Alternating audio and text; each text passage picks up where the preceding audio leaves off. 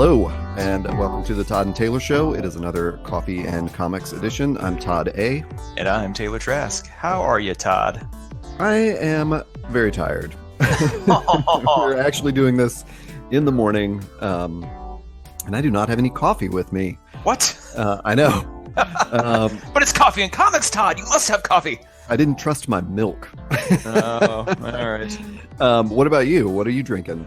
Well, I might as well be drinking nothing. I'm actually in the at a Brentwood Suites Hilton hotel thing in Nashville this weekend, and I am drinking the breakfast blend courtesy of Brentwood Suites.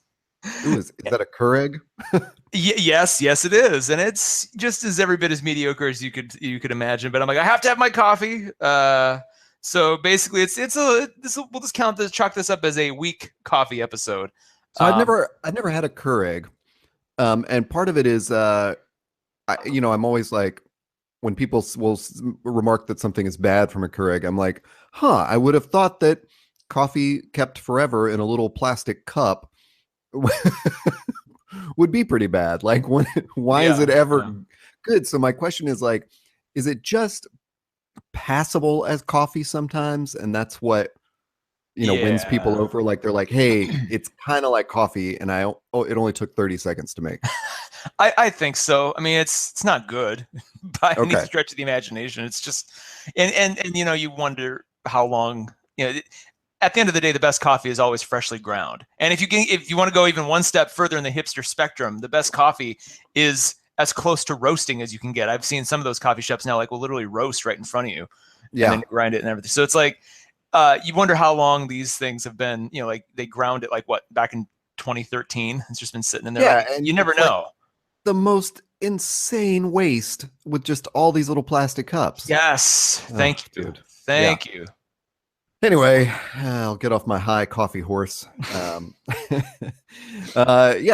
I don't know how many times we should keep introing this, but I think it's always good for the new listener that Taylor and I have a regular podcast where we talk about all sorts of things, and very frequently we do coffee and comics, where we each pick one comic and we talk about that comic for the episode. We don't know what the other has picked. Taylor, what is your pick this morning?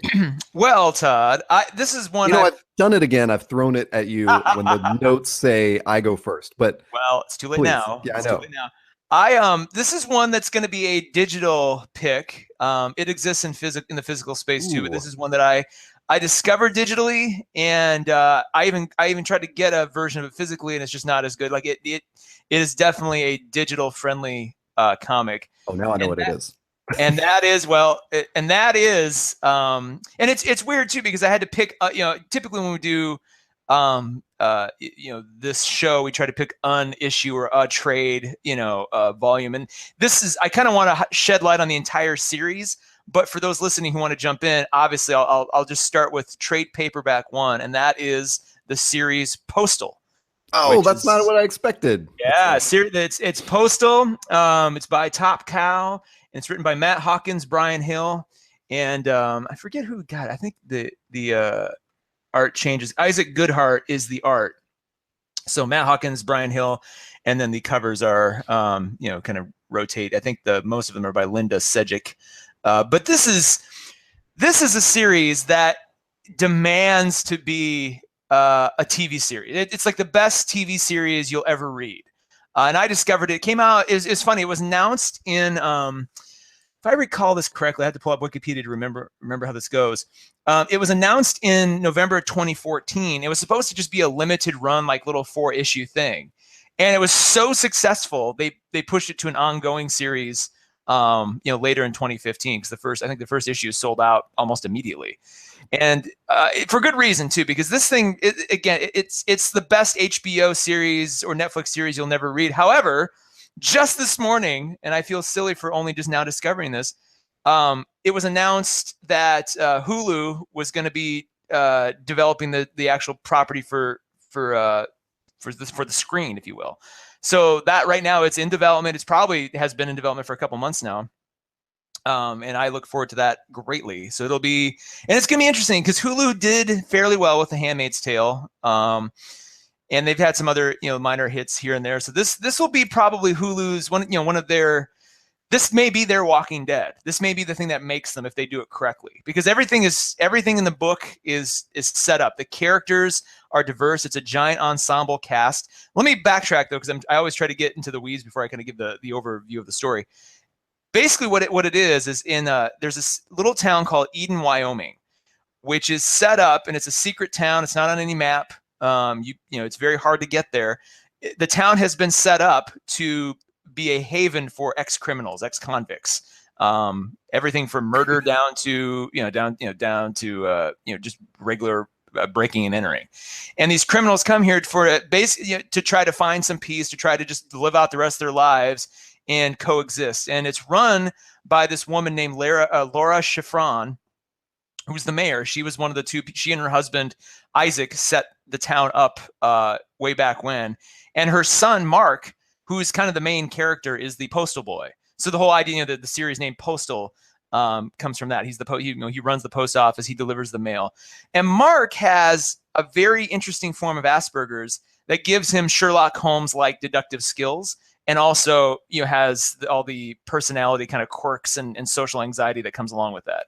And so he's there, and he's very naive. And Laura, his mother, the mayor of the town, she does her best to kind of like keep him sheltered and guarded. And the whole thing is about his sort of emergence as a man, his emergence as a as her mother and father's son. Now the dad, Isaac, especially in volume 1, which is kind of what I'm going to focus on, Isaac it's not quite clear where he went or why he was banished. He's spoken about in kind of hushed tones, kind of like Voldemort. It's just like, Isaac, we can't talk too much about him. At some point though, in volume 1, you do meet Isaac. And he's always in the shadows, and he's always, he basically, it sets it up to be, he has some kind of huge grudge against Laura. She banished him from Eden, and he's using Mark, and Laura's using Mark as kind of like a pawn between the two of them. So not only is Mark that character, he's trying to discover who he is, and at the same time, he's solving some of these crimes in the town. And right away in issue 1 of volume 1, so chapter 1 of volume 1, there's a murder. There's this girl who's murdered outside this church, and Mark has to deduce who this girl is, why she's been murdered. And of course, doing so in a town full of convicts is not an easy thing. So this is just the beginning of an entire series. Right, I think they're up to volume 6 or 7 on the trades. Really? The main reason I brought this up, though, or the reason I wanted to jump into it now, let me just go real quick. Yeah, I think they're on volume 6. Or volume 6 had just released. They're much like East of West. They're starting to kind of head into their end game, though. So this is kind of, it's not quite there yet. So if you want to jump in but still feel the excitement of new issues coming down the pike, this is a great time to do it. And these are really, really consumable, especially on an iPad or a mobile device. There's a cinematic quality to the panels that if you read it, it doesn't have that same sense. Like you need that Comixology or Amazon Kindle a panel view where it highlights each individual panel so you can focus on it, because it feels so much like a show. That's the best way. I tried it. I actually bought I think volume 2 as a paperback. I just wasn't as engaging. You need that. You need the pacing. You need to be able to control that. You can't really see what's coming up next. Like it's such a cat and mouse kind of thing, and it's a detective story. It's also a it's almost like, what was that show on HBO with McConaughey and True Detective? True Detective. It's a lot of True Detective. There's it's totally like reality based. It's not. There's no yes. superpowers or magic or anything like that. Exactly. Yeah, exactly. Okay. That's good to clarify. This is definitely just a very very grounded drama, and they paint this picture so well. Like the character that volume 1 sets up the town and the premise and the characters so well. Which is important because there are so many characters in this town, and some of them you meet, some of them you may just see as background characters, and then they come around, 2 or 3 volumes later, they become much more interesting, or they, much more, front and center. And they're always there. So you kind of really need that to, sink your teeth into this concept. And as it builds out, they keep adding more and more layers, which is just, it's so satisfying. And it feels like they had this immaculately planned out to start with. I don't think they did. I think they've just done a really good job of being mindful of what the threads that are out there, and it feels like they even have a writer's room for this. All these issues feel like actual episodes of a TV show. So if you think of volume 1 as season 1, it is a hell of a ride. It's funny. I flew down here yesterday and I was catching back up on it. And the first time I consumed this was on a flight from, I think, like Nashville to California or something, or Nashville to, Denver to California, or Denver to Minnesota. So I was able to blaze through this on an airplane, but it is so much fun. I dare not get into too many plot details just because it's such if you like Sherlock, if you like True Detective, like this is definitely one of those shows. And I don't want to spoil too much because of there's lots of twists and turns, lots of that kind of stuff. I will say there's another character called Maggie who works at a diner. So this town's set up. Everybody who lives in the town has to have a job. Some of the criminals, because the entire town is criminals. There's not a single person living there who's just a regular person. Like it's intentionally set up for this. And it's interesting too, because the FBI kind of keeps a blind eye, or turns a blind eye to the town. As long as Laura keeps the peace, they're willing to let her just kind of, this is just a thing that they let happen. As the story progresses, that becomes less and less the case. So there's that flashpoint's kind of building in the background too. But there's this diner, and there's this woman, young woman named Maggie, who's Mark's age, who works there, and he's got this sort of crush on her too. But some of the panels are hilarious because their relationship builds over the course of the series, for better and for worse. But it's never like this weird, it's never like he's suddenly romantic. Like he's constantly, trying to channel some kind of normalcy through his Asperger's. And like one of the, I'm trying to pull it up here. One of the panels, he's sitting in the diner discussing, what she's interested in, the case that he's working on, like after this woman dies or this woman's murdered. And he comes in and they're having a chat over breakfast. And he goes, "Your makeup looks better today. Yesterday it made your cheeks look fat." And she tells him, she's like, "You shouldn't tell someone their cheeks look fat, Mark." He said, and he replies, "I said they looked fat yesterday. Most of the time you don't look fat at all." So it's like the way it's the way, it's if you've ever dealt with somebody with Asperger's, or, you have a friend or a family member, it's, on the extreme side of the spectrum, like that is kind of what it is. Like he doesn't have that sort of social empathy at all. He just doesn't understand. So it's interesting to see him try to, make friends or allies in the town. And then also at the same time be thought of as somebody important, or thought of as somebody who could maybe succeed his mother one day. And so like a lot of this is about that. It's like, what does he do? How does he gain trust? How does he, at some point he's got to rebel against his mom, who's trying to keep him, kind of pigeonholed. And then his dad, Mark is not a criminal though, right? No. And I apologize. Yeah. He's the only person who doesn't have a criminal history. But even Maggie does. Yeah, Maggie does. Oh, okay. And you learn, and over the course of time, you learn, maybe if they don't introduce it right away, you learn what each person's past is. Right. Which is kind of interesting, because at some point you might meet a character here, like, well, that person's not so bad. It might be this guy who's just kind of hanging out in the woods and he's offering some, folksy wisdom. And then like, a couple issues later, or maybe a volume later, you dive into his story and you're like, oh, Jesus. So it just kind of, you're never, it's tricky, because you want to kind of gleam on to, characters that you can relate to or empathize with, and then they'll twist the tires on you. And likewise, there's this like, big cliche, muscly bound white supremacist with all the Nazi tattoos, who's done some terrible, terrible things. But then at some point he may do something redeemable, so there's all of that going on too, while they're trying to, there's the core story is Mark's evolution.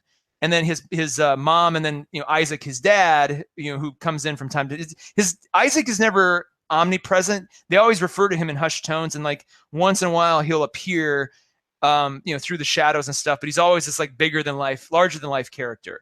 And so you're always trying to figure out like what his deal is, what is his end game. You don't know, is he really good somehow? Like it's never quite clear. Eventually that sort of gets fleshed out a little bit more in later volumes. So when you talk about how everyone's crime becomes apparent, is it done in a sort of graphic treatment, or do they just does the narrative just sort of flash back or something to explain it?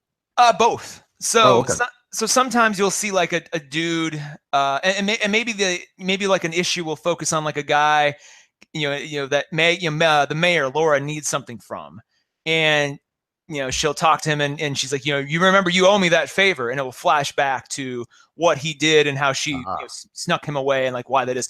Maybe in another issue, like there's a character who they're trying to set up to just be just shitty. And so they'll show him doing something in the present that's like, and then he crosses Laura. Basically, once you get to Eden, you can't continue. You basically have to be, you have to mind yourself. You can't do anything from your past. If you're a child predator or something, like you can't do that anymore. And if you break those rules, like you're banished from town. And Laura, it's interesting. Laura's, she's portrayed as kind of this like, beautiful, hardened woman. And at first, and she's got kind of an elegance about her. And then, as the mayor, you can kind of see why people respect her, but she doesn't really, you kind of wonder every once in a while, like, how is she able to keep this group of deviants like under control? Like she hasn't. And then when, just as you're thinking like, why is this? She'll do something herself that makes you go, holy crap. Like that, she'll put them all in their place somehow. So it's like mind games and like, at the same time too, she's, characters will do things to kind of reestablish their power, just much like you would in a prison, like in an actual prison drama. You always have to kind of do something to show yourself to be the alpha or to, make sure you don't get messed with. A lot of that same prison dynamic is apparent in Eden. It's a town where people can, kind of live freely, but it's still that, she's the warden essentially at the end of the day. So how are the like the crimes or the mysteries that Mark's solving? Are there like many little ones that sort of add up to this bigger one, or are there just different crimes that he investigates?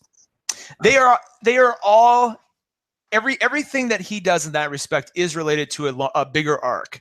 And that arc is typically one of two things. What is his father Isaac trying to do to the town, or what is the FBI trying to do to get at the town? Because it's not like the whole FBI knows this place exists. There's like this one agent who has struck a deal with Laura to keep Eden quiet as long as she keeps Eden quiet. But other people in the FBI, as the story goes on, other members of the FBI start to get a sniff of it, and so that agent's trying to block their investigation or lead them off the path or something. Meanwhile, there will always be like other maybe side stories of like, maybe for example, at one point later on, that white supremacist guy talked about like the people he betrayed are going to come to town to get him, and Laura's doesn't want that, because that will anything like that will put Eden on the map again. She doesn't want that. So there's like a whole mini arc of them trying to keep those people away or trying to circumvent that. And then that could go back to what, Mark more and more is kind of the mastermind behind some of these solutions. So you see kind of like this, and then at the same time too, Maggie, the girl at the diner he likes, she has aspirations for power too. So it's kind of like this Game of Thrones-y sort of like, chess game going on, while at the same time, these bigger, these two big arcs of the FBI and Isaac are building, slowly but surely. And it's not like they're dragging it out. It's a very satisfying slow build. So it's just like every volume ends and you're like, you want to binge this thing. It's just so satisfying. And so again, it feels just like the best TV show you haven't watched on TV yet. I keep getting and this is just because of the nature of where our interests intersect. I keep getting this feeling as I try to like envision this town of one of those fundamentalist Mormon towns where everyone in town is basically a Mormon, and everyone understands like it's polygamist and a little shady, and they're probably ripping off the government's food stamp program, but it's just sort of like allowed to exist. Yeah. What was that one? What, like the Jim Jeffords community in that one? What was? Oh, shoot. Warren Jeffs. Warren Jeffs. I'm sorry, Jim Jeffords, not you. Yeah, the Warren Jeffs. There's that documentary about that Warren Jeffs town in like Utah or whatever it was. Kind of reminds me a lot of that. It also strangely reminds me of. You and I may have talked about this a year or two ago. There was this other documentary that popped up on Netflix called Welcome to Lathe, which is about this little town in Lathe, North Dakota. That was just a regular little town, completely off the radar. I think it had like maybe 100, 200 people living there. But these white supremacists started to move in and buy up property and stuff, and it became this like whole thing. If you want a great documentary, go find that, because it's wow. If you came from a small town, it's a chilling little story. But it's just that sort of reminded me of it too, where it's like, here's this town where this is happening and nobody in the rest of the country pays any notice. It's just like nobody knows. And if you've ever driven through Wyoming, which I have numerous times, it's very, very easy to just, I could easily see this town existing because it could just be off the radar. No, some lone little highway or dirt road to get there. And there you are. So it's a lot like that. But again, you as a general passerby couldn't just stumble onto it. It's not like Google Maps isn't going to have like, here's Eden. It's not on any, it's not part of the tax register. It's like, nobody knows it's there. It was set up for this purpose. And the other thing and I feel bad, I don't quite recall the circumstances that allow certain people to live there. I think you have to kind of know, or through the grapevine know that it exists and maybe make an appeal to Laura and then she moves you in. It's not, they don't just take all comers. I think it's very specific who they take and why. And I totally have blanked on like what that is. It's not that isn't quite as essential to the story. But and it's, you may think too, based on other things that I like, that this is like, it's just like another Western. It's not, doesn't have any Western motifs.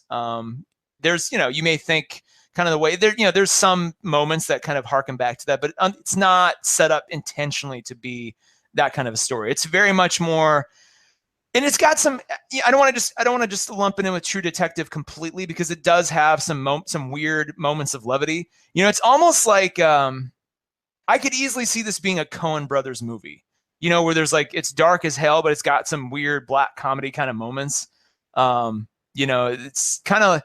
It's almost like Burn After Reading and No Country for Old Men would be good bedfellows to this. Okay. If you wanted to kind of find a stylistic choice, which is why the Hulu series is going to be interesting, because they could easily, if they don't really lock onto that tone, they could screw this up pretty easily.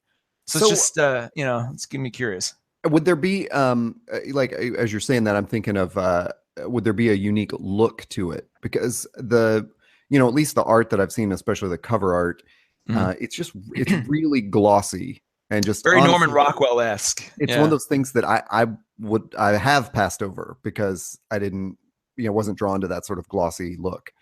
But yeah, is that a stylistic choice? Is that part of the telling of the story that it has to look that way? No, I mean, the covers are always kind of Norman Rockwell-esque, I think, right. On purpose. The actual art itself may hint at that a little bit, but it's not overtly that. There's a muted color palette through most of it. Okay. You've got the same kind of, which works well because it's I think the way it's drawn and colored for the comic works incredibly well for the story. As far as as you say that out loud, my mind was immediately drawn back to my problems with American Gods, which American Gods, the way you read it on the page, it's a bleak kind of monotone visual that it paints for you, with the occasional, high contrast splash of color when it makes sense. The TV series just goes way too far down that road and doesn't, it's too flashy, too colorful. And I think that's jarring for that story. This could end up being a similar sort of situation where if they don't, again, that True Detective palette, I think would work really well for this. Gotcha. But you got to have those moments of levity or those moments of humor. So I don't know, maybe when you're executing this for the screen, it does make sense to kind of paint everything in a nice sort of, maybe there's some unsettling nature of making this just as colorful and as interesting as possible with, knowing that all these like crazy shitty things are going on under the surface. I don't know. That's a whole other, I'll be really curious to see how they do it. And it's interesting. Hulu was the one to get the rights. I know there was a bidding war for a little while. And that's when I kind of quit paying attention because I just who knows how long that's going to go on. So it's interesting. Hulu got it, and if they spend the right kind of money on it, the trick with that is going to be who they cast, because it is a really strong ensemble cast. If they get that right, I think that will be, everything else will kind of fall into place behind it. Huh. So how did you discover this? Wow. Was this honestly one of those like $1 issues from yeah, the Image? Okay. I do believe, because it's always one of those things you see when you walk into a store, when you go on image.com, like you always see it. you're Yeah. always like, what is this? So I honestly think it may have been, yeah, because we started doing this show in 2015, and I think that one of those first Image sales we discovered, Hmm. I grabbed either issue 1 or maybe that or volume 1 for like $3 or whatever they were like discounting it to, and just fell in love with it. Oh, And then okay. just from there, I just had to consume everything. And I've been. And the trick is, I'm trying to much like another series I love called They're Not Like Us. I'm trying to stay away from single issues because it really it flows so much nicer when you can read you can binge a volume at one time, so you can Yeah. get that feeling of a TV, of a season of a series, because they do really, like, each volume starts and ends, kind of like a season. So when you finish a volume, you can go on, and it's very enticing to go on, but you also feel like, okay, I can pause and go to lunch if I need to, or go about my Mhm. day.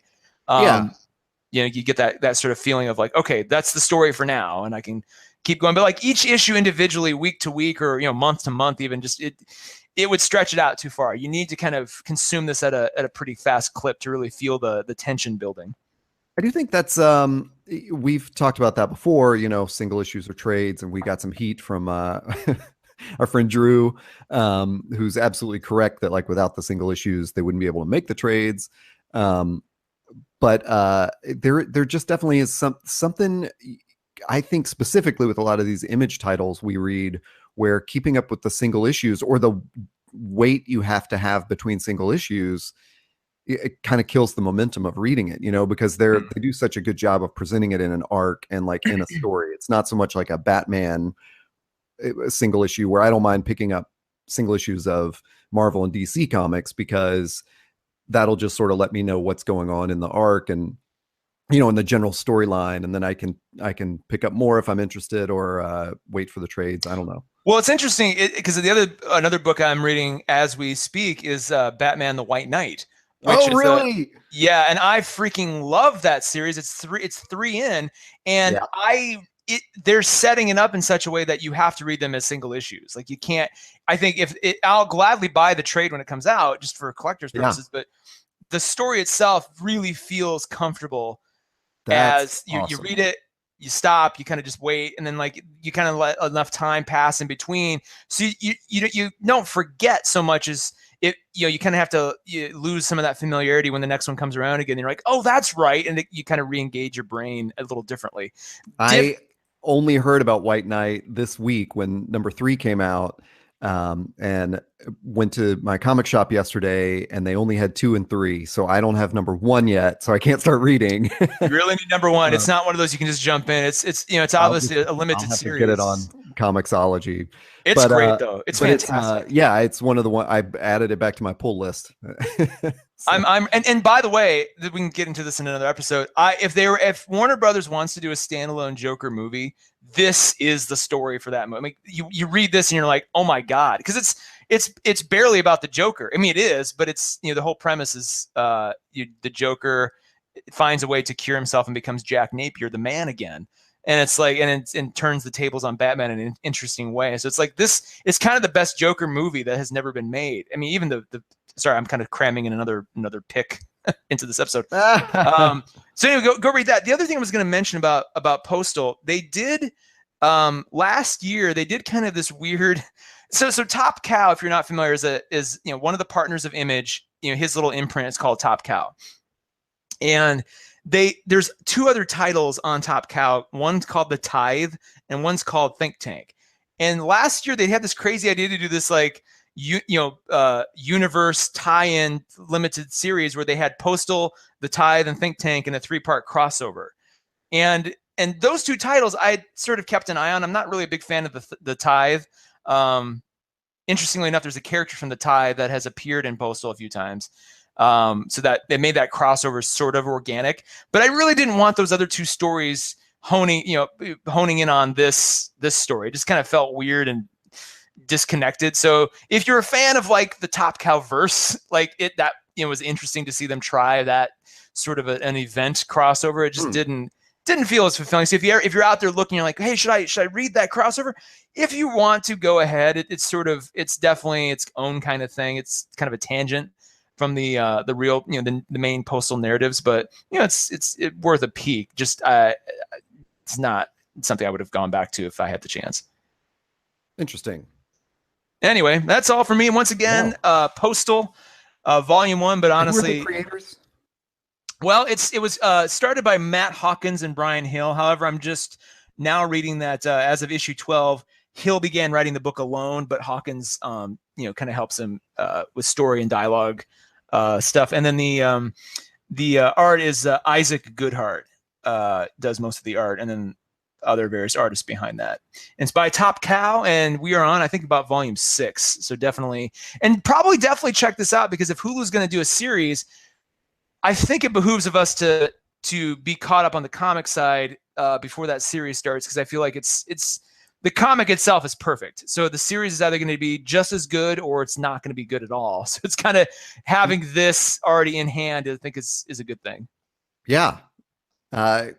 Awesome. You will not be surprised at all to learn that my pick is also from Image Comics. Of course. Hey, we avoided them entirely in the last episode, I think. We did. Yeah, absolutely. Yeah. So I've chosen Bitch Planet. Yeah. Extraordinary Machine.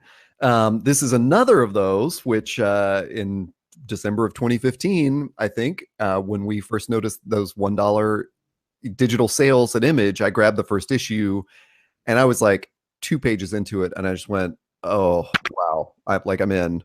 This, like, graphically it was great and the writing is awesome. It is by Kelly Sue DeConnick and Valentine Delandro does the art. Mm-hmm. And Kelly Sue's one of those comics personas that I've followed on Twitter for years. Anyway, I got that first edition digitally.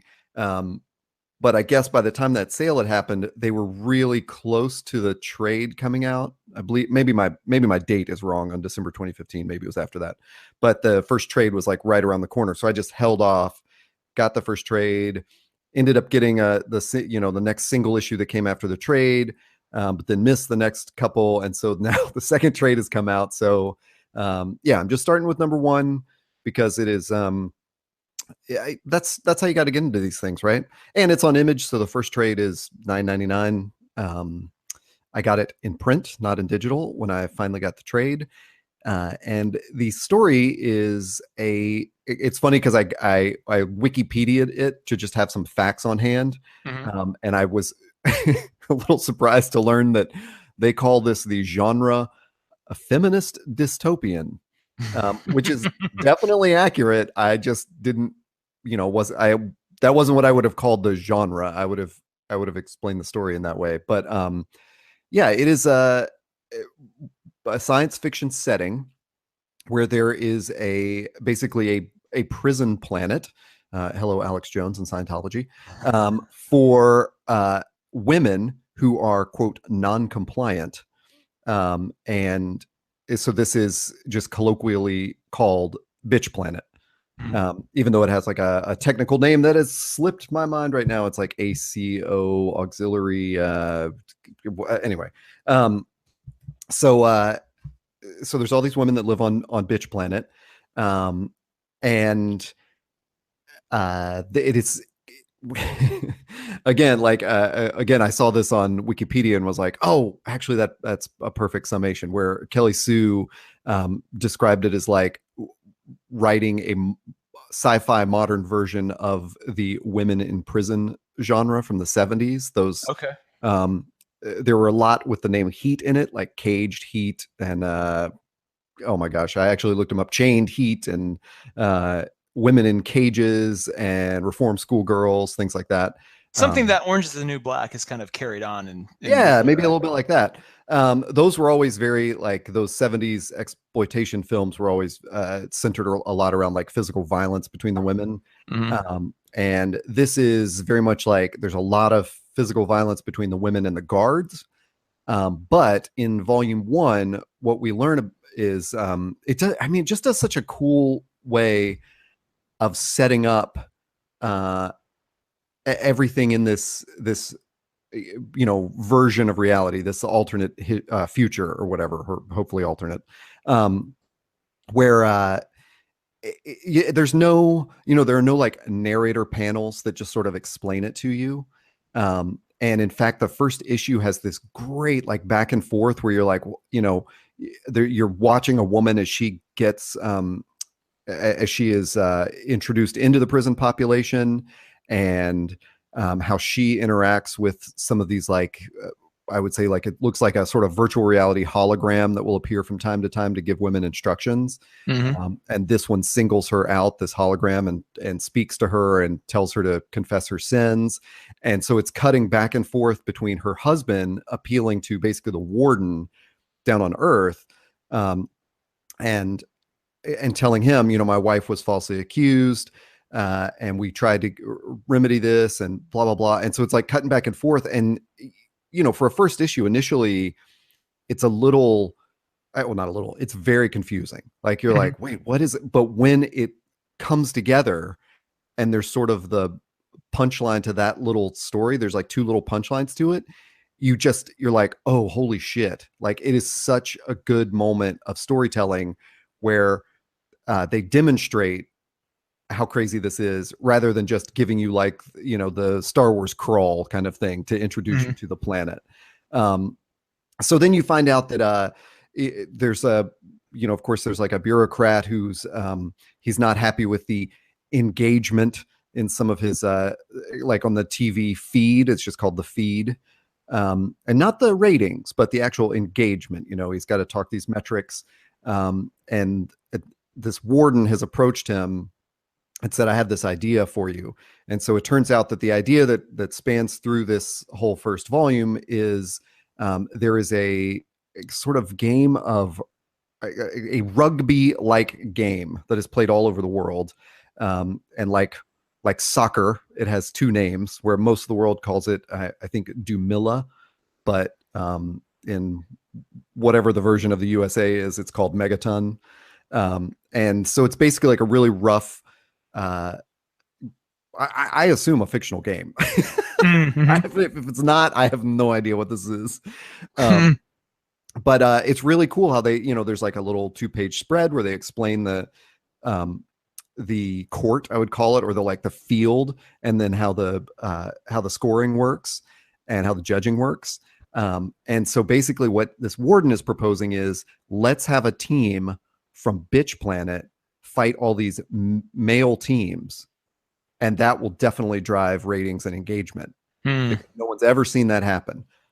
So that's, you know, that's probably like right in the middle of the first volume, and from then on, so it singles, you know, it focuses in on one character named Cam, and she is a former athlete, so she's basically recruited by the prison bureaucracy to put together this team.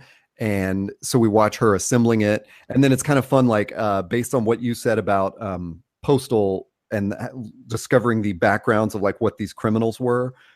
There's a cool way that Cam does that, where she's looking over these things, and you'll see a character introduced, and then down below them it will explain like what they're in prison for.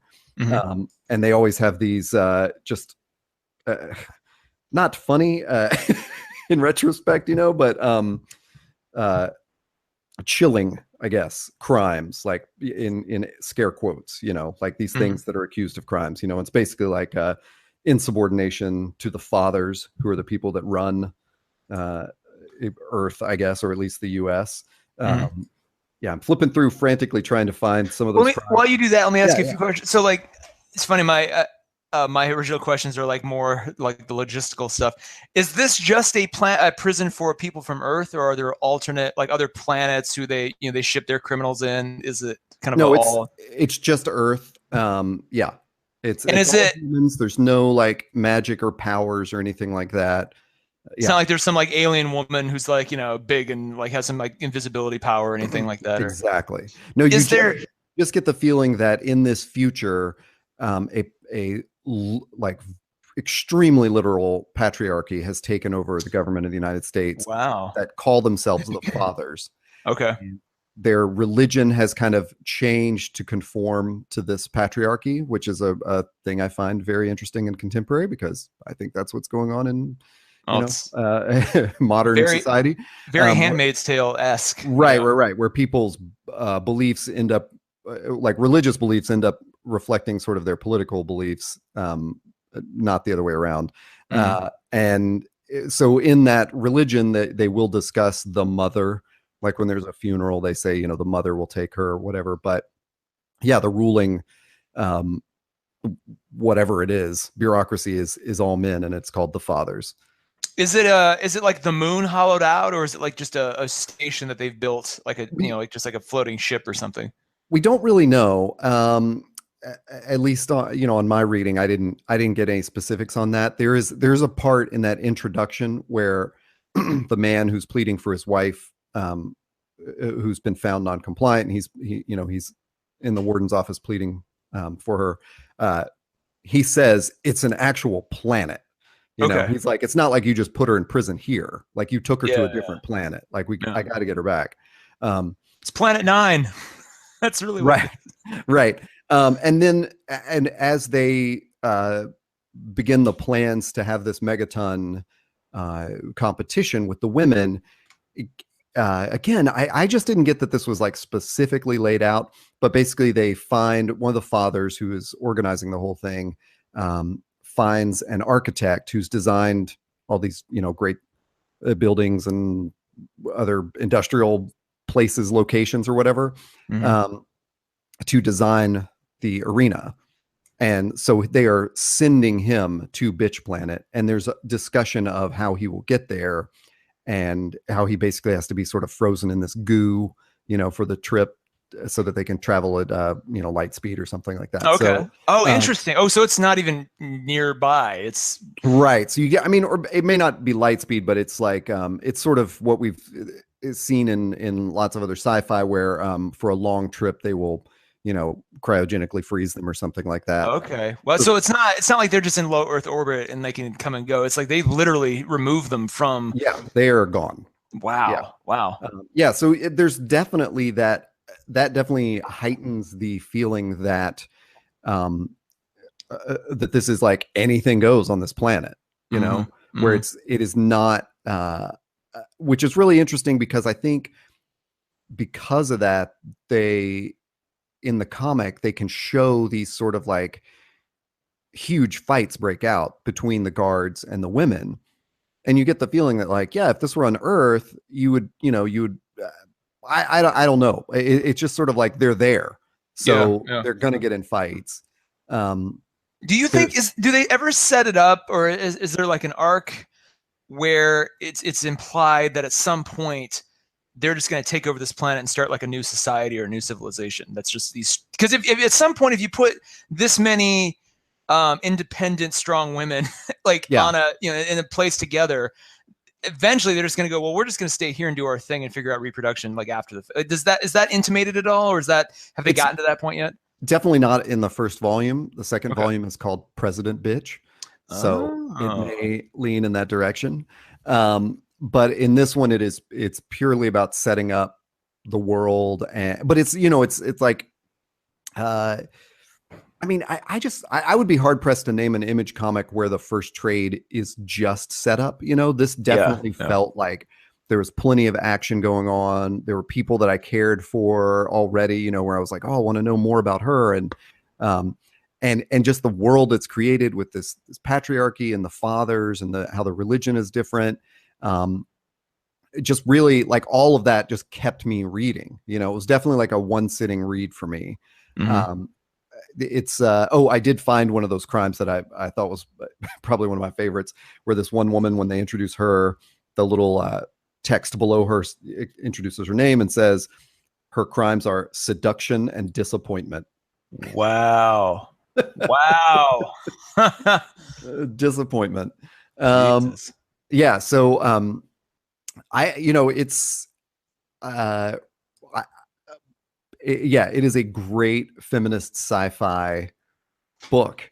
And the graphically, I mean, you saw some of these graphics. I just don't, I think in a lot of places, the the drawings of the character is very image like. It is Hmm. Hmm. not, um, it's not superhero-y. The people are, um, I don't know. It's just hard. It's hard in a lot of Image comics to describe what that style is, and not that the style is similar between Image books, but when you read something like Saga or Bitch Planet, um, they just don't look like superhero books, but they have sort of the colors and the panel movement of a normal superhero book. Hmm. So that's kind of where I place it. I mean, it's a little bit like East of West, but not as uh, nuanced or something as East of West. So what I think is Yeah. very cool about this graphically is they do a lot of great, like when they do stuff on a screen, it is very cool. Hmm. And then I think the way that the panels flow is just awesome. Like I have not been that into like all the panels in a book in a long time, so Hmm. it probably would work great on like a guided view through Comixology, Hmm. but I think it works, you know. I don't, I'm not necessarily saying one is better than the other. I'm just saying like it succeeds so well in print with the panel flow. Um, Yeah. Well, I think as you're saying that, I'm going through some of the images, gives you kind of the preview windows, yeah, and the panels aren't just like the grid panels. A lot of them are kind right. of juxtaposed and stuff. And I think more importantly, this really has a pulp look to it that I think works better on print, both in terms of the covers. Covers are really like any of those like Buck Rogers looking kind of covers. It Yeah, reminds me of that. And then the interior too just has kind of a retro golden era sort of vibe to it that I feel like it would be not as well consumed digitally. I know exactly what you're talking about. yeah. I mean, um, well, one of the other fun things about it is at the end of every issue, they have the sort of back page that the old like 70s and 80s comics had with the crappy ads in it for like Oh, X-ray neat. glasses and stuff. But these Yeah. are all made um, just very tongue in cheek to fit the world that they're in. So Mm. this one that I'm looking at right now says like, "Hey kids, patriarchy," Wow. and one of the ads in that silly 70s style with like they're just sort of um, crappy typeface that extends along the top of the ad while also shrinking. Mm. It's advertising a product called Gynotize, and it's a patented 3D gyno coin with 25 lessons in gynotism. It's basically it's like a hypnotism coin, um, but it's about how to uh, gynotize your romantic rival so that she becomes a feminist and turns off all the men. Wow. Yeah, and it Wow. ends with when they play Marry Fuck Kill, you'll never be kill again. See, I like that kind of stuff because I'm not saying Alan Moore invented that sort of fake, um, just like non. Alan Moore is really good at like kind of coming up with all that other stuff, all that other context around his stuff, whether it be Watchmen or more importantly, I think more recently like League of Extraordinary Gentlemen. He does that a lot. Like a lot of those League books, it's like Yeah, there's the main comic, but then there's like here's a novel, here's a little like all these things in the same book that somehow relate back to the story or at least contextualize that world. I think a lot of image creators have taken a cue from that. oh yeah. Um, I know Nowhere Men does that exceptionally well. Probably a book I'll be talking about on another episode. And I think Southern Cross does that same thing. And honestly, now that I'm saying that out loud, I'm wondering if the same people who do Southern Cross aren't involved with this because the art kind of looks, I don't know, just has that sign of kind of flow to it. I'm going to look that up for a second. Let me ask you this though. Well, yeah. Is this something, because as I'm looking through the covers are so good looking, should I get individual issues, or is there a benefit to getting the trade? Like, do they give you any kind of That extra? is a really great question. In fact, I'm not totally sure, but I don't have one of my single issues near me. The I was going to say the single issue might actually have more of those supplementary pages in them. Okay. I do think they're definitely. I'm sorry that I'm not positive on this, but there I believe is a letters section Hmm. in the single issues that you're not going to get in the trade. But story wise and art wise, I think you're going to love the trade. Um, and it's yeah, it's something that like I described how I got the first issue and the trade was almost coming out around the same time, so I just picked up the trade. So I'm perfectly happy to grab these trades. I like, it's a great arc, but obviously you would be supporting the creators. I think that it really would work great digitally, Mm. despite the pulp look. I actually think it's such an updated pulp look. It's such a modern pulp look that I think that would be pretty cool on a digital device. So, yeah, it could. Uh, yeah, I don't know. It's not so much now what I maybe have like a misimpression of Postal, but because it's not centered on like a mystery like that or something, Mhm. it's not like the arc. Uh, although I read it all in one sitting, um, I don't think you're going to kick yourself if you're waiting from month to month on the single issues Okay. because it definitely unfolds. Ugh, maybe maybe Orange is the New Black is a good parallel because you Mm. can watch it as sort of like these are different episodes, Okay. and by the time it gets to the end of the issue, um, it feels like the end of the issue. There's sort of mini arcs within each issue, Mhm. and so that's good. It feels like the end of the episode is what I meant to say. Okay. So, Okay.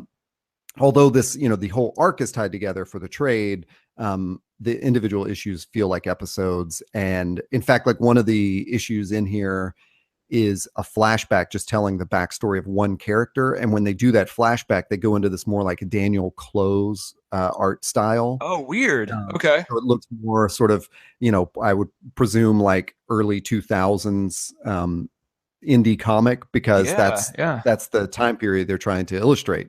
That's Uh, great. I love that. yeah. So that kind of stuff is just yeah, all the Some, details about this is one of those Image comics where the graphic design is so freaking great.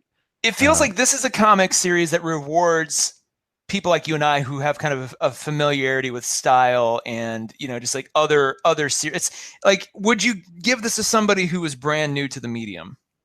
probably not brand new to comics because there is enough of I mean, the panel layouts are never confusing, Mm, but it's not always a left to right, top to bottom, next page, left to right, top to bottom. And there are several, like there will be a large panel that's broken up between these sort of, guards is maybe the best term, but they're sort of prison overseers who are talking to each other, mm. and they'll sort of intersperse a large panel with little tiny panels of the two of them having a conversation. So you're kind of breaking out of the main action to read their commentary on it. And there are enough things like that happen that this is definitely not a good intro to comics book. Yeah. Um, Yeah. and it's definitely like it's mature. Volume 2 came in a plastic bag for me. Mm. So there's a lot of Oh, wow. nudity and violence. Um, never in I don't think in an exploitative way, Mhm. uh, other than the fact to portray that the women in the comic are being exploited, Yeah. or otherwise abused. But it's never cheesecakey like pinup superheroes kind of stuff Yeah. like Yeah. that. When I was So looking through some of the art too, and I noticed like any of the nudity, it's very just it's portrayed in a realistic sense. Again, just like Orange is the New Black, where it's like it's not sexualized. right, yeah, yeah. So it's uh, that's a really interesting question. Like, I wonder where you are in the scale of like, reading comic books that you get to where this is really going to appeal to you. But especially if you like sci-fi Yeah. stories, this is awesome. And especially if you like the genre of feminist dystopia, this is great. I mean, you mentioned The Handmaid's Tale. Mhm. There's such good parallels to that, and it's such a good story to be talking about like in these days, of men exploiting their power and getting busted for it, that it's just very timely, and it's a, yeah, really great story, and it's really well put together. I think the current events actually might make me even more interested. Like just Right. from a appreciator of the medium, I'll definitely want to pick it up because it's something I've always seen, but I'm like, what is this? And, like somebody explain to me what this is before I grab it because I don't have any. I would thumb through it and go, what is this? Like, what is you this know supposed to be? So I'm that glad you finally yeah, reviewed it, so I can be like, okay, I can finally go down that road. that is such a great point because for the longest time, that's what I thought. And even after I had that single digital issue and I was so into the art and the great way it was presented, I didn't really know what the story was about. Like Mm-hmm. where was it going to go with the next issue? So it was really fortunate for me that the trade came out so quickly after I got that first issue, Mm. uh, because I was able to just get it all at once. If I had only gotten that first issue, I might not have picked up the second one. I would have thought it was really cool, but Mhm. I don't know that I would have gone issue to issue. But now that Yeah. they're deep in, it feels like, yeah, you could, maybe just start picking those up. But I will note this: I don't know the history of publication or whatever, but I did notice when I went to Image today that it looks like they are currently on issue number 10. So there are two trades out, but that is all the issues so far. Yeah, I And noticed the that too. distance between number 9 and number 10 is like 6 months. Like one was in November and the next in April. So it may be on hiatus or something. Yeah, It may as are so be many series that I love, so it's not right. surprising.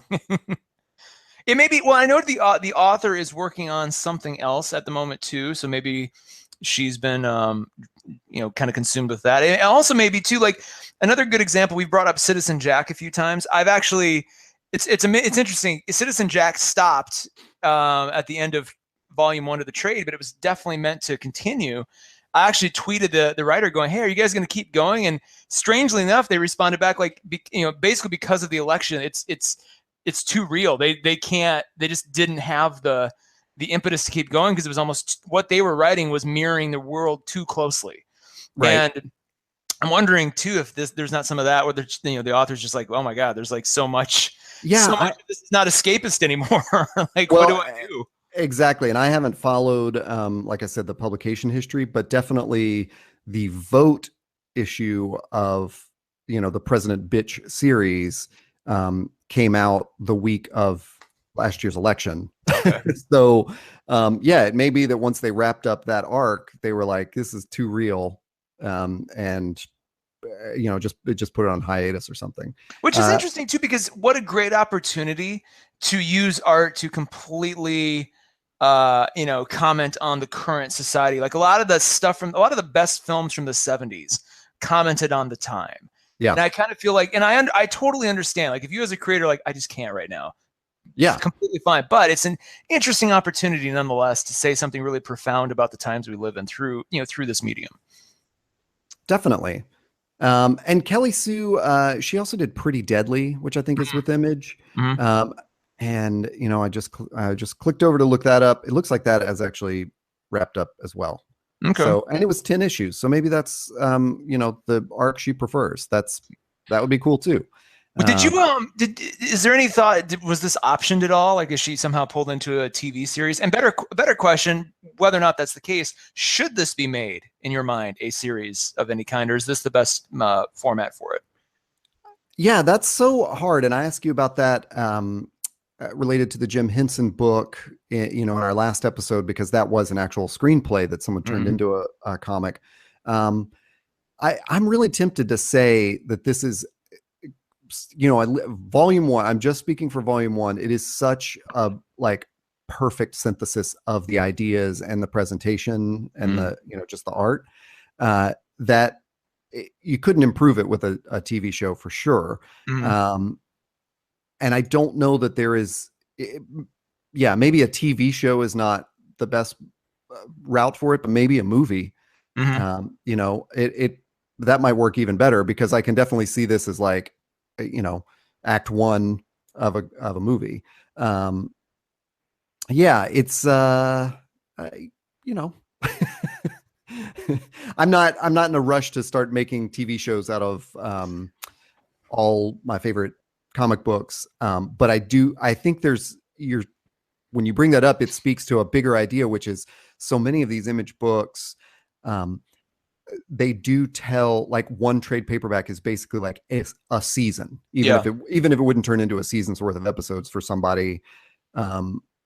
That's very much how we feel, like Black Science, for example, where it feels like this, they're on book 6 or something. It's just season after season of these books coming out. Like, this story, I keep hoping will wrap up, but it seems like they've just got legs and they can just keep going. Whereas Bitch Planet, maybe they're done with volume 2. And if so, yeah, that's like a perfect, if you want to make a movie of it, that's great. But these 2 books stand on their own. I think a movie, and I'm looking kind of at just the kind of the summaries of all these trades as you're going, and you're right. I think a movie would be a better a better format for it, as long as it's not directed by Zack Snyder, because it seems like Oh he Lord, can't yeah. he can't get that. I do interesting to comment on. We've mentioned this a few times. I wonder if in the wake of Kirkman and Walking Dead, if a lot of these image creators are writing for the screen anyway.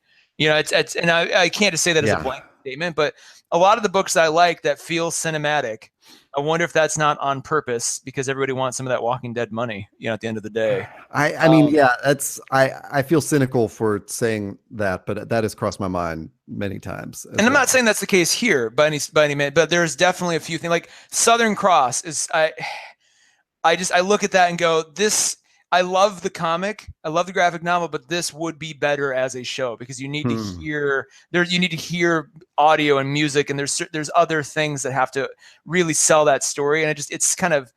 And again, the Southern Cross creators could be like, "Screw you! This was meant to be a book. Like, we don't want to stop." I mean, and fair play. But even things like, I mean, my classic example is They're Not Like Us. Like that thing is that, and even No Mercy. Both of those titles are just like they are shows.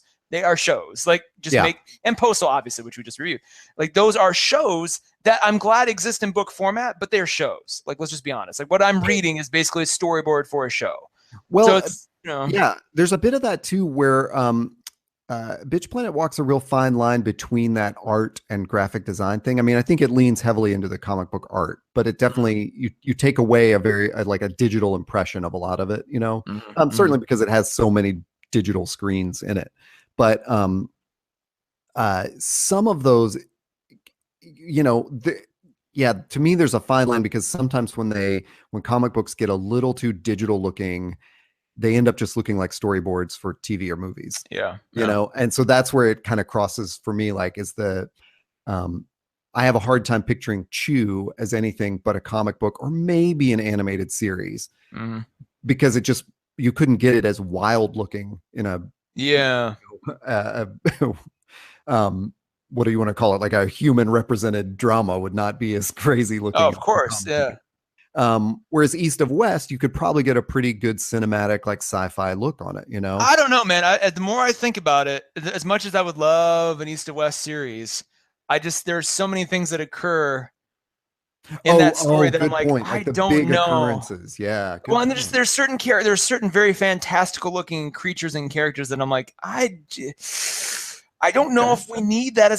I go back and forth. And then first I was like, oh no, I'm gun ho. But now I'm like, I don't know, man. There's certain things that if they don't have the budget to do it, I'd rather they not do it at all. It's just like I go into it full blast. Now I say that, and who knows? In 2 years from now, they'll probably do like an East to West series. It'll be the greatest thing ever. And the comics medium gives creators like I just forgot the East of West creators. Hickman and Dragata. Yeah, they have such a the comics is the perfect medium for them to explore how big they can make this world and this mythology and stuff. And that makes it perfect. That's like untranslatable to screen, I think. You always have to kind of like pull out a lot of the details, and the reason we love a comic like East of West is because it has all those crazy details and so much like lore and all that kind of stuff that you can just really dig into and savor. And plus it just looks beautiful. And you're right about the big events. And then I think of like, you could probably, there could have some really great looking cinematography that would mimic some of those panel layouts and some of those really interestingly designed things that Dragata has done. But it's just, it's going to pale in comparison to like the way they did it first. So and the only reason I'm passionate about that question and I keep bringing it up is I feel like we're to the point now. Well, not now, but we have been to the point for quite a while, maybe the last 5 or 6 years, where prior. I mean, you could have made a good case that like a comic should be. We should always be trying to figure out how to translate this to TV and movies. Like that'll be a better format for these stories. Right. And I think comics have gotten so sophisticated and graphic novels have gotten so good that it's worth like putting kind of a firm foot down and saying, no, this is the format for this thing. It stands by itself on the strengths of this medium. Don't try to mess with that.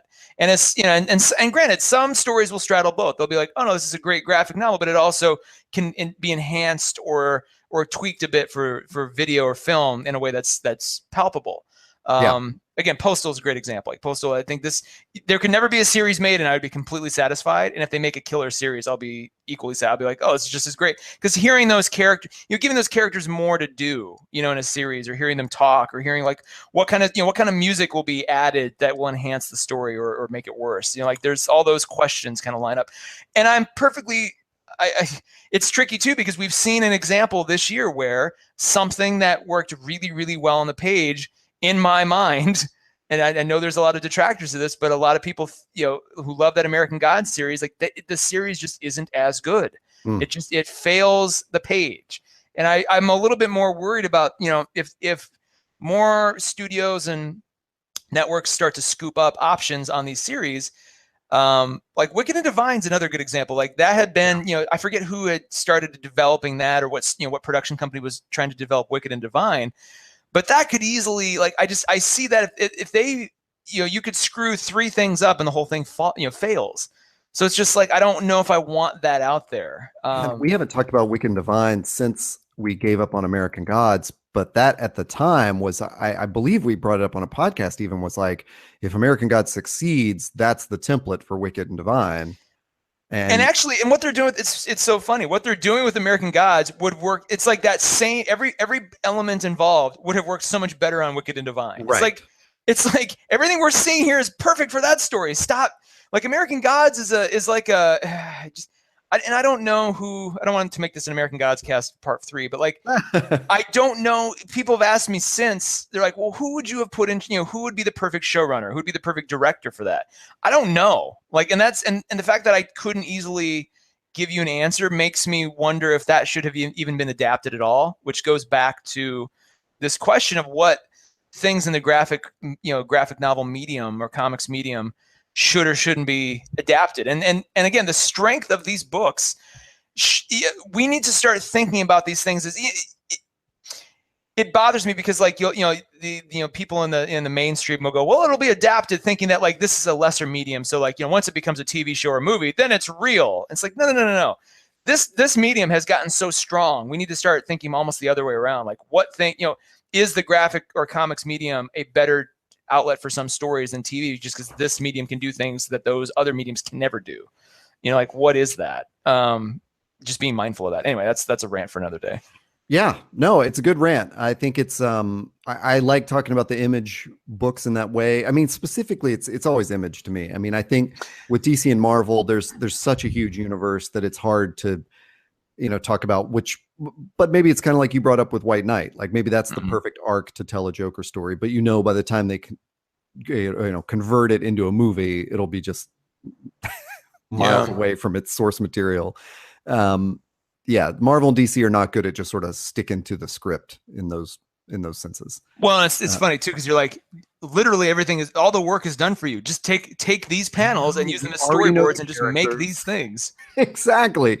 And we already know the characters. I did think of one exception to bring up, and which is great, not from Marvel DC, but it's great for disproving our point, which is, or I don't know, presenting an alternative, which is if Stranger Things didn't already exist, Paper Girls would be a perfect Netflix series. Okay. It's just a little too close right now, but maybe with some distance, it would work great. But it would just at this point be seen, I think, too much as like a Stranger Things knockoff. But Paper Girls, I think, could really work as a series, and you could keep it going for a few seasons, just because of that crazy world that they're developing. So interesting. Well, I think that sums it up before I get off on the tangent train. I know we just talk about TV and movies for the next hour. So where can people find our podcast? Well, Todd, we are online anywhere podcasts are sold, sold or downloaded. iTunes, Stitcher, Pocket Cast, Google Play.